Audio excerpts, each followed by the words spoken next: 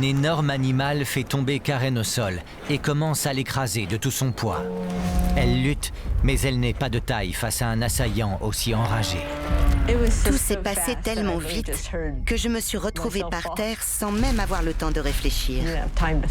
Je ne savais pas ce qui s'était passé. Je n'avais rien vu, rien entendu.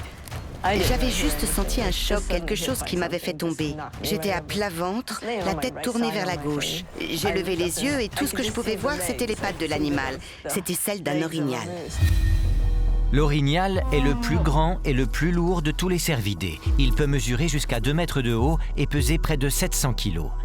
Bien qu'ils soient généralement considérés comme des animaux dociles et sédentaires, les orignaux peuvent se montrer très agressifs. Ils peuvent courir à une vitesse de 56 km/h. La docteure Jessie Coltrane travaille comme spécialiste de la faune sauvage pour le service de la faune et des parcs du Montana. Et cela fait maintenant plus de 20 ans qu'elle étudie ces animaux.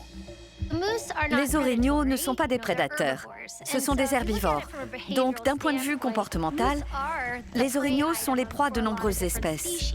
Alors, quand quelqu'un se fait attaquer par un orignal, c'est forcément une réaction défensive. Vous avez violé mon espace personnel. Vous vous êtes trop approché et je me sens menacée, alors je dois me défendre. C'était aussi violent que si je m'étais fait renverser par une voiture. Je n'ai pas eu le temps de réfléchir ou de faire le mort. L'attaque était venue de nulle part et la seconde d'après, j'étais par terre.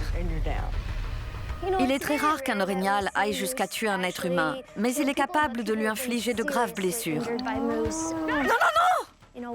Soivent quelque chose comme une menace, ils vont tout faire pour la neutraliser, en chargeant, en la faisant tomber et en la piétinant jusqu'à ce qu'elle arrête de bouger. J'étais étendue sur le sol, en train de suffoquer, et je souffrais le martyre. Chaque respiration me faisait mal. Il fallait que j'essaie d'appeler les secours avant de perdre conscience. J'avais un peu peur parce que je n'avais aucune idée de l'étendue de mes blessures.